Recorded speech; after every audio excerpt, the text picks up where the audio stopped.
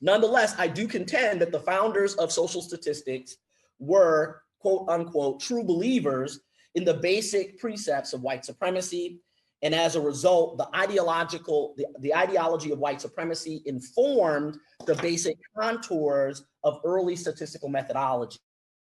That is, certainly early on, social statistics was an appendage of white supremacy, developed to further the interests and provide additional rationale for the existence of human races and legitimation for the overrepresentation or prevalence of whites at the top or center of our social, political, and economic order in Western settler and colonial societies.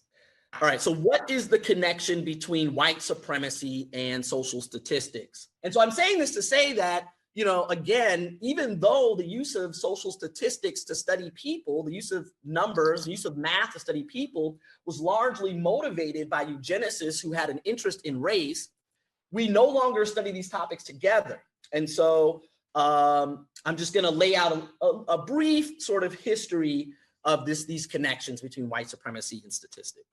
So history is important. A historical analysis allows us to observe the social, political, and ideological context within which early statistical assumptions and practices emerged. As it turns out, the historical context or initial set of motivations for the development of statistics was to prove the existence of racial speciation among Homo sapiens and to discover the reasons why some Homo sapiens, namely whites, were superior to others.